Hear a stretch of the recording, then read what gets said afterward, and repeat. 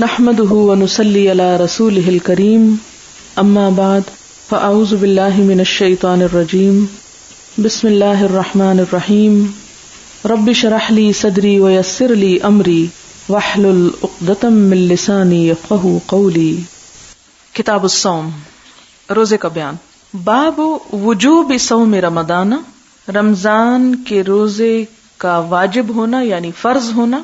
وقول اللہ تعالی، اور اللہ سبحانہ وتعالی کا فرمان ہے، یا ایھا الذین آمنوا، اے لوگو جو ایمان لائے ہو، کتب علیکم الصیام، تم پر روزے فرض کر دیے گئے، لکھ دیے گئے، کما کتبا، جیسا کہ لکھ دیے گئے، علی الذین من قبلکم، ان لوگوں پر جو تم سے پہلے تھے، لعلکم تتقون، تاکہ تم متقی ہو جاؤ، تم میں تقوی پیدا ہو جائے۔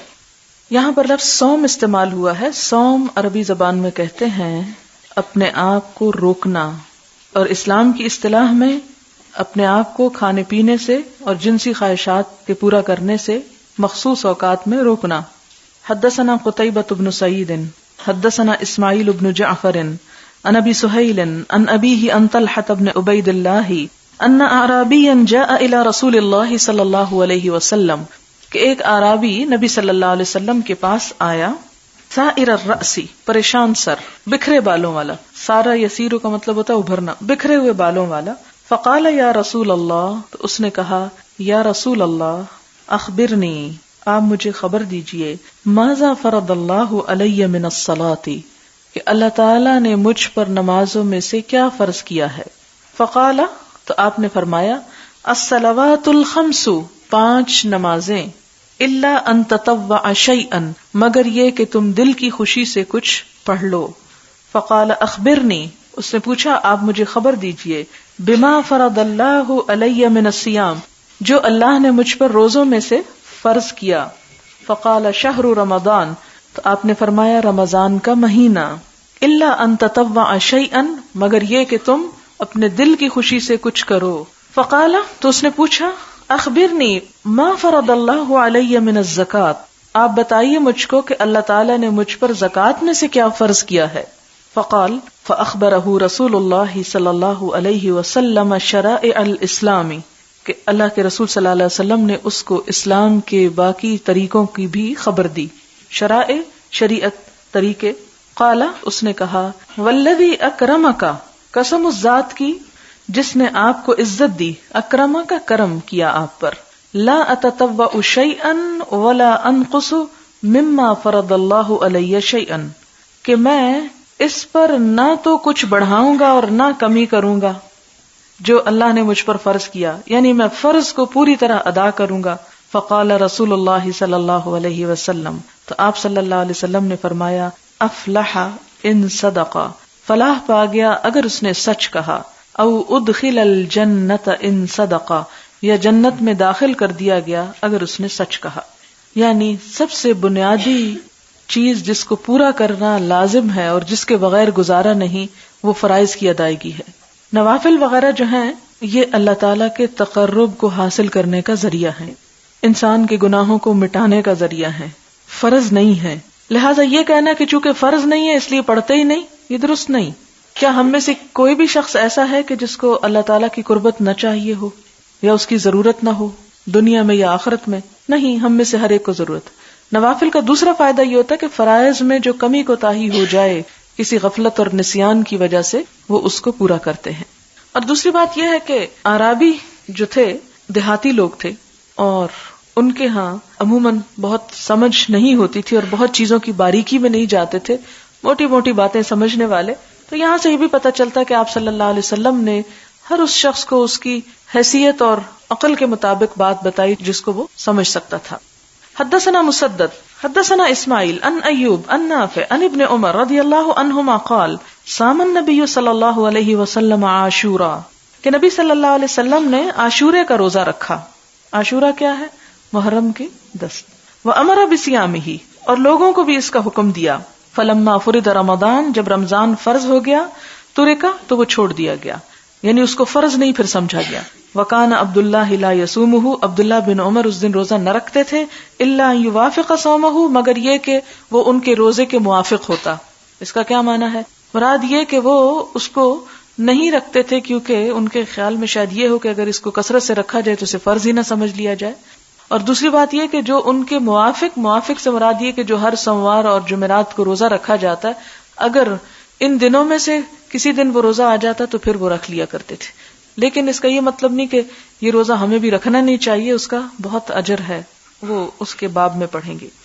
حدثنا قتيبة بن سعيد حدثنا الليث عن يزيد بن ابي حبيب ان عراق بن مالك حدثه ان عروة اخبره ان عائشة رضي الله عنها ان قريشا كانت تصوم يوم عاشوراء، کہ قریش یوم عاشورہ کا روزہ رکھتے تھے فی الجاہلیت، جاہلیت میں. اس سے کیا پتہ چلتا ہے کہ اہل مکہ کی نمازیں بھی تھی، جس طرح قرآن میں آتا ما كانت صلاتهم عند البیت، کہ بیت اللہ کے نزدیک ان کی نماز اور کچھ نہ تھی الا مکاء و تصدیہ، مگر تالیاں پیٹنا اور شور مچانا. تو پتہ یہ چلتا ہے کہ کوئی مہذب، ڈسپلن اور منظم قسم کی نماز نہ تھی، لیکن کچھ حرکات ایسی تھیں کہ جس کو وہ نماز کا نام دیتے تھے. یہاں سے کیا پتہ چلتا ہے کہ روزہ بھی رکھا کرتے تھے اور قربانی کا بھی ذکر ملتا ہے. اور اس میں آپ کو معلوم ہے کہ حضور صلی اللہ علیہ وسلم کے دادا نے کوئی منت مانی تھی اور اس میں اپنے بیٹے کی نظر مان لی تھی، لیکن پھر بعد میں وہ 100 اونٹوں سے اس کا فدیہ دیا گیا. قربانی بھی کرتے تھے لیکن بتوں وغیرہ کے نام پہ اکثر ہوتی تھی. اسی طرح حج بھی تھا ان کا، اسی قسم کی اور عبادات بھی، لیکن ان سب کے طریقے درست نہیں تھے. وہ کیا تھے ان کے بارے میں کوئی حتمی بات نہیں کی جا سکتی اور ہمارے عمل سے تعلق بھی نہیں ہے ان کا. بس اتنا ہی جان لینا کافی ہے کہ ان تمام چیزوں کا تصور ان کے ہاں موجود تھا آلریڈی. ثم امر رسول اللہ صلی اللہ علیہ وسلم بصیامہ حتی فرض رمضان، تو آپ صلی اللہ علیہ وسلم نے بھی عاشورہ کے روزے کا حکم دیا یہاں تک کہ اللہ تعالیٰ نے رمضان کو فرض کر دیا. وقال رسول اللہ صلی اللہ علیہ وسلم، اس موقع پہ آپ نے فرمایا من شاء فلیصمہ، جس کا دل چاہے وہ روزہ رکھ لے. کب؟ عاشورہ کا، یعنی منع نہیں کیا. ومن شاء افطرہ، اور جو چاہے افطار کر لے، یعنی پھر وہ نفلی روزہ ہو گیا عاشورہ کا. باب فضل الصوم، روزے کی فضیلت. حدثنا عبداللہ ابن مسلمۃ عن مالک عن ابی الزناد عن الاعرج عن ابی ہریرہ رضی اللہ عنہ ان رسول اللہ صلی اللہ علیہ وسلم قال، نبی صلی اللہ علیہ وسلم نے فرمایا الصیام جنۃ، روزہ ڈھال ہے. فلا یرفس، تو نہ کوئی بے حیائی کی بات کرے، ولا یجہل، نہ جہالت کی بات کرے. وان امرؤ قاتلہ، اگر کوئی دوسرا شخص اس سے جھگڑا کرے، او شاتمہ، یا اس کو گالی دے، فلیقل، تو اسے چاہیے کہ کہے انی صائم مرتین، 2 مرتبہ کہہ دے کہ میں تو روزے سے ہوں، میں جواب نہیں دوں گا. اس سے کیا پتہ چلتا ہے کہ روزہ نمبر 1 ڈھال ہے. کس چیز سے؟ گناہوں سے بچنے کے لیے ایک قوت انسان کو فراہم کرتی دنیا میں، اور آخرت میں جہنم سے بچنے کے لیے ایک اوٹ ہے، آڑ ہے، ڈھال ہے. اب آپ دیکھیں کہ اگر دنیا میں ہم روزہ رکھ کر جھوٹ بھی بول رہے ہیں، چغلی بھی کر رہے ہیں، دوسروں کو بھی ستا رہے ہیں، دھکے دے رہے ہیں، تو ایسی صورت میں اس ڈھال کے اندر کیا ہو جائے گا؟ سوراخ ہو جائیں گے. اور سوراخ والی ڈھال آپ کو دشمن کے وار سے بچا نہیں سکتی، اس لیے اس ڈھال کو سلامتی رکھیے. دوسری بات یہ ہے کہ روزے کی حالت میں ڈھال کو نقصان دینے والی چیزیں کیا ہیں؟ فلا یرفس، کوئی فحش بات نہ کی جائے. اور فحاشی نثر میں بھی ہو سکتی ہے، نظم میں بھی، کیونکہ بہت سے لوگ روزہ گزارنے کے لیے فحش فلمیں دیکھتے ہیں بیٹھ کے. ولا یجہل، اور نہ ہی کوئی جہالت کی بات کرے، یعنی لڑائی جھگڑا کرنا مراد ہے. یہ جہالت ہے نا، کوئی مہذب انسان تو کسی سے نہیں لڑ سکتا. وَإِنِ امْرُؤٌ قَاتَلَهُ، اگر کوئی شخص خود لڑنا شروع نہیں کرتا، کوئی اور اس سے لڑائی جھگڑا شروع کر دیتا ہے، او شاتمہ، یا اس پہ آگے گالیوں کی بارش کرتا ہے، فلیقل، تو جواب میں کیا کہے؟ گالی نہ دے، جھگڑا نہ کرے، بلکہ کہے انی صائم، میں تو روزے سے ہوں. مرتین، 2 دفعہ کہہ دے. یعنی اگر کوئی 1 دفعہ نہ سنے، نہ سمجھے، تو 2 دفعہ کہہ دے کہ میں روزے سے ہوں، میں روزے سے ہوں. بلکہ پہلی مرتبہ ہی 2 دفعہ کہے تاکہ دوسرے کو سمجھ آ جائے اور اس کو بھی یاد آ جائے کہ وہ بھی روزے سے ہے. کیونکہ ظاہر ہے کہ رمضان میں تو سبھی روزے سے. اور اس کا یہ مطلب نہیں کہ اگر کوئی بیماری کی وجہ سے یا پیریڈز وغیرہ کی وجہ سے روزہ نہیں رکھے ہوئے تو وہ یہ سب کام کر لے. مراد اس سے یہ ہے کہ روزے کی حالت میں یہ گناہ بڑے گناہ بن جاتے ہیں اور بھی زیادہ شدید ہو جاتے ہیں. والذی نفسی بیدہ، آپ صلی اللہ علیہ وسلم فرمایا قسم اس ذات کی جس کے ہاتھ میں میری جان ہے، لخلوف فم الصائم، روزہ دار کے منہ کی بو یا بسان، اطیب، زیادہ عزیز ہے، زیادہ صاف ستھری ہے، عند اللہ تعالی، اللہ تعالی کے نزدیک یہ پسندیدہ ہے، من ریح المسک، مسک کی خوشبو سے، کستوری کی خوشبو سے بھی زیادہ. لیکن یہ دانت وغیرہ صاف کرنے کے بعد. یترک طعامہ، وہ اپنا کھانا چھوڑتا ہے، وشرابہ، اور اپنا پینا چھوڑتا ہے، وشہوتہ، اور اپنی خواہشات چھوڑتا ہے، من اجلی، میری خاطر، یعنی اللہ تعالی کی خاطر. الصیام لی، روزہ میرے لیے ہے، وانا اجزی بہ، اور میں اس کی جزا دوں گا. والحسنۃ بعشر امثالھا، اور ایک نیکی کا بدلہ 10 نیکیاں ہوتی. یہاں سے تو روزے کے بارے میں صرف اتنا ہی بتایا گیا کہ وانا اجزی بہ، جبکہ ایک دوسری حدیث سے ہمیں پتہ چلتا ہے کہ آپ صلی اللہ علیہ وسلم نے فرمایا کہ 7 قسم کے کام ہیں جن میں سے 2 چیزوں کو واجب کرتے ہیں. نمبر 1، جو توحید پر مرا جنت اس کے لیے واجب، جو شرک میں مرا جہنم اس کے لیے واجب. 2 چیزیں ایسی ہیں کہ جن کے نتیجے میں انسان کو 2 چیزیں ملتی ہیں. مثلا اگر ایک شخص ایک برائی کرتا ہے تو اس کو ویسی ہی برائی، اس سے زیادہ نہیں. اور اسی طرح اگر کوئی شخص نیکی کا ارادہ کرتا ہے اور نیکی کرتا نہیں ہے، صرف نیت ہے، تو اس کو اجر اس کا بھی مل جاتا ہے. ایک چیز ایسی ہے کہ جو انسان ایک نیکی کا کام کرتا ہے اور کر جاتا ہے نیت کے بعد، تو اس کو اس کے بدلے میں 10 نیکیاں، جیسے یہاں لکھا ہو. ایک نیکی ایسی ہے کہ 10 کی بجائے 700 ملتا ہے، اور وہ کیا ہے؟ اللہ کے راستے میں مال خرچ کرنا، اللہ کے دین کے لیے، جہاد کے راستے میں، دین کی تبلیغ کے راستے میں. تو وہ ایک درہم 700 کے برابر ہے. اور پھر فرمایا یہ 6 چیزیں ہو گئی نا، 2 2 2 6 ہو گئی. اور پھر آپ صلی اللہ علیہ وسلم نے فرمایا کہ ایک نیکی ایسی ہے جس کا اجر کوئی بھی نہیں جانتا، اور وہ روزہ ہے. یعنی مراد کیا ہے کہ 700 سے بھی زیادہ ہو سکتا ہے. اور کس کے روزے کا کتنا ثواب؟ جتنا اس میں خلوص اور اللہ تعالی کی محبت اور تقوی کا حصول اور ان تمام برائیوں سے بچاؤ ہو، اتنا ہی زیادہ اس کا خالصتاً اللہ تعالیٰ خود اس کی جزا دیں گے اور خود اپنے ہاتھ سے دیں گے. باب الصوم کفارۃ، روزہ جو ہے یہ کفارہ ہوتا ہے، یعنی گناہوں کو مٹانے والی چیز ہے، یہ مراد ہے. حدثنا علی بن عبد اللہ حدثنا سفیان حدثنا جامع عن ابی وائل عن حذیفہ قال قال عمر رضی اللہ عنہ من يحفظ حدیثا عن النبی صلی اللہ علیہ وسلم فی الفتنة. یہ حدیث پیچھے گزر چکی ہے. حضرت عمر رضی اللہ تعالیٰ عنہ نے کہا کہ فتنے کے بارے میں حضور صلی اللہ علیہ وسلم کی حدیث کس کو یاد ہے. اب اس سے کیا پتہ چلتا ہے کہ حدیث کوئی آج کی چیز نہیں، صحابہ کرام بھی حضور صلی اللہ علیہ وسلم کی تعلیمات کو حدیث کا نام دیا کرتے تھے. ایک صحابی کون ہے؟ حضرت عمر. دوسرے صحابی حضرت حذیفہ سے پوچھتے ہیں، کیا پوچھتے ہیں؟ من یحفظ حدیثا عن النبی صلی اللہ علیہ وسلم، کس کو حدیث یاد ہے نبی صلی اللہ علیہ وسلم سے، کس بارے میں؟ فی الفتنہ، فتنے کے بارے میں. قال حذیفہ، حذیفہ کہتے انا سمعتہ یقول، میں نے آپ کو فرماتے ہوئے سنا، فتنۃ الرجل فی اہلہ و مالہ و جارہ تکفرہ الصلاۃ، کہ انسان کی آزمائش اس کے گھر والوں میں، اس کے مال میں اور اس کے پڑوسی میں، نماز اس کا کفارہ ہو جاتی ہے. اس کا مطلب کیا ہے کہ انسان ان کے حقوق میں جو کوئی کمی کوتاہی کر جاتا ہے، اس سے کوئی زیادتی ہو جاتی ہے، کس میں؟ گھر بار، مال اور پڑوسی، تو نماز جب پڑھتا ہے تو اس کا مداوع ہو جاتا ہے. والصیام والصدقہ، روزہ اور صدقہ، یعنی روزہ بھی اس کا کفارہ ہوتا ہے اور صدقہ بھی. قال لیس اسأل عن ذہ، ہاذہ کی بجائے ذہ ہے صرف. حضرت عمر کہتے ہیں کہ میں اس کے بارے میں نہیں پوچھ رہا، انما اسأل عن التی تموج کما یموج البحر، میں اس فتنے کے بارے میں پوچھ رہا ہوں جو سمندر کی طرح موجیں مارے گا، امڑ آئے گا. قال حذیفہ، حذیفہ کہتے ہیں وَإِنَّ دُونَ ذَلِكَ بَابًا مُغْلَقًا، کہ اس کے ادھر، یعنی اس فتنے کے ادھر ایک بند دروازہ ہے. قال فَيُفْتَحُ وَيُكْسَرُ، عمر پوچھتے ہیں کھلے گا یا توڑ دیا جائے گا؟ قال يُكْسَرُ، حذیفہ کہتے ہیں توڑ دیا جائے گا. قال ذَلِكَ أَجْدَرُ أَلَّا يُغْلَقَ إِلَى يَوْمِ الْقِيَامَةِ، انہوں نے کہا پھر تو قیامت تک جڑنے کے لائق نہ رہے گا، یعنی جو چیز کھل جائے وہ تو بند ہو سکتی ہے، لیکن جو ٹوٹ جائے وہ کیسے بند ہوگی؟ فقلنا لمسروق، ہم نے مسروق سے کہا سلہ، پوچھو ان کو، اکانا عمر یعلم من الباب، یعنی حذیفہ سے پوچھو کہ کیا عمر کو اس دروازے کا پتہ تھا؟ فسألہ، تو انہوں نے اس سے پوچھ لیا. فقال نعم، وہ کہتے ہیں ہاں. کما یعلم ان دون غد اللیلہ، ایسا ہی ان کو پتا تھا جیسے کہ آج کی رات کل کے دن سے زیادہ نزدیک ہے. اور یہ دروازہ کون تھے؟ حضرت عمر خود تھے، پیچھے گزر چکی حدیث.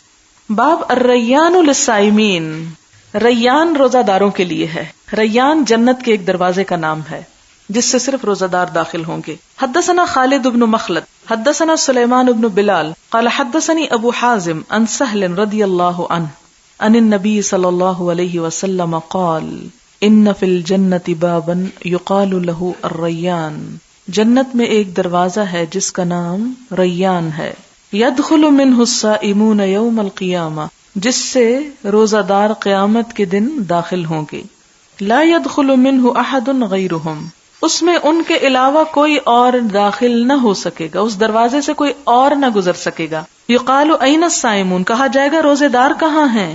فیقومون، وہ کھڑے ہو جائیں گے، لا يدخل منہ احد غیرہم، ان کے سوا اس میں کوئی نہ جا سکے گا۔ فاذا دخلوا، جب وہ اس سے اندر چلے جائیں گے، اغلقا، بند کر دیا جائے گا، فلم يدخل منہ احد، تو اس سے پھر کوئی بھی داخل نہ ہو سکے گا۔ تو اس سے یہ مطلب نہیں کہ کوئی اور جنت میں نہیں جا سکے گا، جا سکیں گے لیکن اور دروازوں سے۔ ایک ہوتی ہے نا وی آئی پی گیٹ ہوتا ہے، مین انٹرنس ہوتی ہے، ریڈ کارپیٹڈ ایریا ہوتا ہے، جانا تو اس سے بھی اندر ہوتا ہے، اور کچھ لوگ باقی عملہ دوسری طرف سے جاتا ہے۔ اب یہاں پر یہ ہے کہ وہ جائیں گے دوسرے اعمال کی وجہ سے، مگر اس دروازے سے نہیں جا سکیں گے۔ لہذا بیماری اور عذر کی وجہ سے بھی جو روزہ چھوڑ دیا جاتا ہے، تو ہو سکتا ہے وہ بیماری اس انسان کے درجات میں اضافے کا سبب بنے تو کسی اور دروازے سے چلا جائے، لیکن اس دروازے سے جانے کے لیے روزہ دار ہونا ضروری ہے اور روزے کا اہتمام ضروری ہے۔ حدثنا ابراہیم ابن المنذر قال حدثني معن قال حدثني مالك عن ابن شهاب عن حمید بن عبد الرحمن عن ابی ہریرہ رضی اللہ عنہ ان رسول اللہ صلی اللہ علیہ وسلم قال من انفق زوجین فی سبیل اللہ نودی من ابواب الجنہ، من جس نے انفقا خرچ کیے، زوجین دو جوڑے یا 2 روپے یا 2 کپڑے یا 2 چیزیں کوئی، فی سبیل اللہ اللہ کے راستے میں، زوجین 2 چیزیں، نودی من ابواب الجنہ، تو جنت کے دروازوں سے پکارا جائے گا، یا عبداللہ، اے اللہ کے بندے، وہذا خیر، اور یہ دروازہ اچھا ہے، فمن کان من اہل الصلاۃ، جو نمازوں والا ہوگا، دعی من باب الصلاۃ، اسے باب الصلاۃ سے بلایا جائے گا، ومن کان من اہل الجہاد، جو جہاد والوں میں سے ہوگا، دعی من باب الجہاد، اسے جہاد کے دروازے سے بلایا جائے گا، ومن کان من اہل الصیام، جو روزہ داروں میں سے ہوگا، دعی من باب الریان، تو باب الریان سے، ومن کان من اہل صدقہ، دعی من باب الصدقہ، اور جو صدقہ دینے والا ہوگا اسے باب الصدقہ۔ فقال ابو بکر رضی اللہ عنہ، حضرت ابو بکر رضی اللہ تعالیٰ عنہ کہتے ہیں، بے ابی انت و امی یا رسول اللہ، میرے ماں اور باپ آپ پہ قربان، اے اللہ کے رسول صلی اللہ علیہ وسلم، ما الا من دعی من تلک الابواب من ضرورت فہل یدعى احد من تلک الابواب کلہا، کہ اگر کوئی ان دروازوں میں سے کسی ایک دروازے سے بھی بلایا جائے تو بھی کوئی حرج نہیں، لیکن کوئی ایسا بھی ہوگا کہ یدعى احد من تلک الابواب کلہا، جس کے لیے ہر دروازے سے پکار آئے گی، قال نعم، آپ نے فرمایا ہاں، وارجو ان تکون منہ، مجھے امید ہے کہ وہ تم ہوگے۔ اس حدیث کا خلاصہ یہ ہے کہ ہر شخص ایک خاص نیکی میں زیادہ مخصوص ہوتا ہے، یا اس کی طرف اس کا میلان زیادہ ہوتا ہے، یا توجہ زیادہ ہوتی ہے، یا اس کا اہتمام زیادہ ہوتا ہے۔ کچھ لوگوں کی نمازیں بہت اچھی ہوتی، کچھ روزے سے بڑی محبت کرتے ہیں، کچھ صدقہ خیرات بہت کرتے ہیں، کچھ کسی اور کام میں آگے بڑھے ہوئے ہوتے ہیں۔ تو جنت میں جانے کے لیے ان کو اسی خاص دروازے سے گزارا جائے گا، اور ہر ایک کی رونق اور اس کا منظر کچھ اور ہوگا۔ کچھ لوگ ایسے ہوں گے جن کو ایک سے زیادہ دروازوں کی طرف سے بلایا جائے، کیونکہ وہ ایک وقت میں ایک سے زیادہ نیکی کرنے والے تھے۔ اور حضرت ابو بکر نے کیا پوچھا کہ کیا کوئی ایسا بھی ہوگا کہ جو سب دروازوں سے بلایا جائے گا؟ یعنی مراد یہ تھی، یہ جتنی لمبی سی بات ہے نا کہ ما الا من دعیا، یعنی اس پہ کیا ہوگا جو بلایا گیا، من تلک الابواب من ضرورت فہل یدعى احد من تلک الابواب کلہا، تو آپ نے فرمایا ہاں، مجھے امید ہے کہ وہ تم ہوگے، یعنی تمہیں جنت کے ہر دروازے سے پکار آئے گی کہ ادھر سے داخل ہو، ادھر سے داخل ہو۔ باب هل يقال رمضان اور شہر رمضان، کیا کہا جا سکتا ہے رمضان، یا رمضان کا مہینہ کہنا چاہیے؟ یعنی خالی رمضان بھی کہہ سکتے ہیں یا ماہ رمضان ہی کہنا چاہیے؟ ومن رأى كله واسعا، اور جس نے یہ سمجھا کہ سب جائز ہے۔ وقال نبی صلی اللہ علیہ وسلم من صام رمضان، اور آپ صلی اللہ علیہ وسلم نے یہ فرمایا تھا کہ جس نے رمضان کے روزے رکھے، یہ نہیں کہا تھا من صام شہر رمضان۔ وقال لا تقدموا رمضان، اور آپ نے فرمایا تھا کہ رمضان سے آگے روزے نہ رکھو۔ یہ آگے حدیث آئے گی تفصیلاً، لیکن یہاں پر صرف لفظ کے استعمال کی بات ہو رہی ہے۔ حدثنا قتيبة حدثنا اسماعیل بن جعفر عن ابی سہیل عن ابیہ عن ابی ہریرہ رضی اللہ عنہ ان رسول اللہ صلی اللہ علیہ وسلم قال اذا جاء رمضان فتحت ابواب الجنہ، جب رمضان آتا ہے تو جنت کے دروازے کھول دیے جاتے ہیں۔ یہاں تو صرف اتنی بات آئی ہے، ایک اور روایت میں آتا ہے اور جہنم کے دروازے بند کر دیے جاتے ہیں، شیاطین جکڑ دیے جاتے ہیں۔ اسی طرح ایک اور روایت میں آتا ہے کہ جنت کو ایک رمضان سے دوسرے رمضان تک سجایا جاتا ہے، اور پھر اسی طرح یہ کہ ایک مشیرہ نامی ہوا چلتی ہے جو جنت کے پتوں اور دروازوں کے حلقوں سے ٹکراتی ہے تو ایک ساز پیدا ہوتا ہے جنت کے اندر. جنت میں ایک خاص میوزک ہے جو اس خاص ہوا کے چلنے سے ہوتا ہے، مشیرہ نامی ہوا ہے.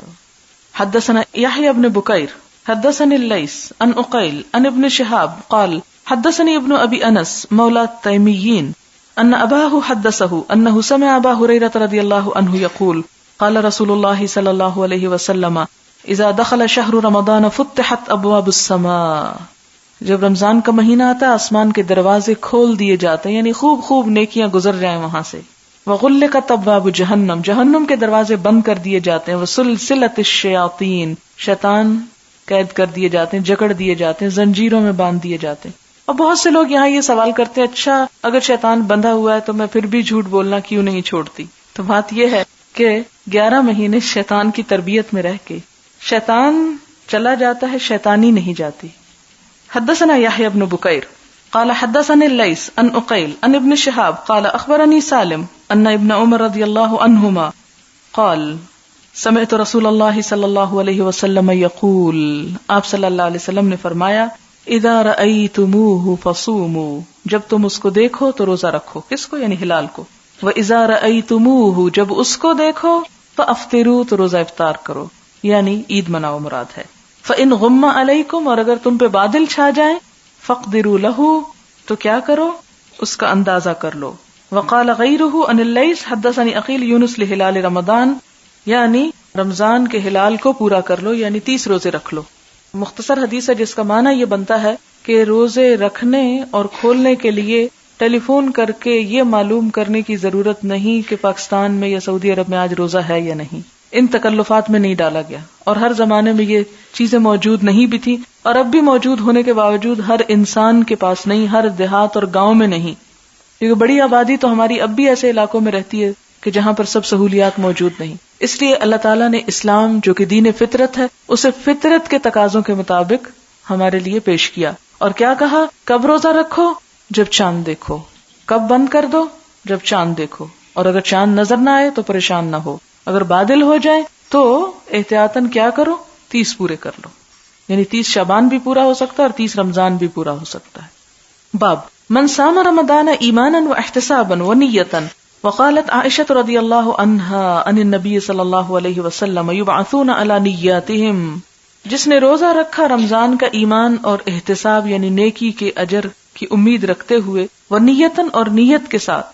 قالت عائشہ رضی اللہ تعالی عنہا نے نبی صلی اللہ علیہ وسلم، حدیث ہے یبعثون علی نیاتہم، کہ لوگ اپنی نیتوں پر ہی اٹھائے جائیں گے، یعنی جس نیت کے ساتھ کوئی کام کیا ہوگا ویسی ہی جزا پائیں گے. اس سے امام بخاری بتانا یہ چاہتے ہیں کہ روزے کے لیے نیت بھی ضروری ہے.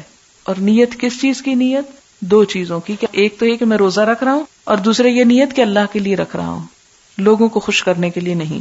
حدثنا مسلم ابن ابراہیم حدثنا ہشام حدثنا یحییٰ عن ابی سلمہ عن ابی ہریرہ رضی اللہ عنہ عن النبی صلی اللہ علیہ وسلم قال من قام لیلۃ القدر ایمانا واحتسابا غفر له ما تقدم من ذنبہ، کہ جس نے قدر کی رات ایمان اور احتساب یعنی اپنا جائزہ لیتے ہوئے ثواب کی امید رکھتے ہوئے قیام کیا تو اس کو کیا ثواب ملے گا؟ غفر له ما تقدم من ذنبہ، اس کے پچھلے گناہ معاف کر دیے جائیں گے. ومن صام رمضان ایمانا واحتسابا غفر له ما تقدم من ذنبہ، اور جو رمضان کی راتوں میں ایمان اور احتساب کے ساتھ، احتساب یعنی حساب کرتے ہوئے، اپنے عمل کا اپنی نیت کا جائزہ لیتے ہوئے اور ثواب کی امید رکھتے ہوئے قیام کرے گا رمضان کی راتوں میں، اس کے بھی پچھلے سارے گناہ معاف کر دیے جائیں گے. جیسے ایک حدیث سے ہمیں پتہ چلتا ہے کہ وہ شخص برباد ہے، اس پہ لعنت ہے جو رمضان پائے اور بخشش نہ کرا سکے، تو اس کو بھی ذہن میں رکھیں کہ یہ بخشش کے ذریعے ہیں، یعنی دن کا روزہ اور رات کی تراویح فرض نہیں ہے لیکن بخشش کا ذریعہ ہے. باب اجود ما کان النبی صلی اللہ علیہ وسلم یکون فی رمضان، سب سے زیادہ سخی تھے نبی صلی اللہ علیہ وسلم رمضان میں. اب امام بخاری کیا کر رہے ہیں؟ پہلے روزہ رکھواتے ہیں، پھر اس کے بعد قیام کروا رہے ہیں، اب کہتے ہیں سخاوت بھی کریں.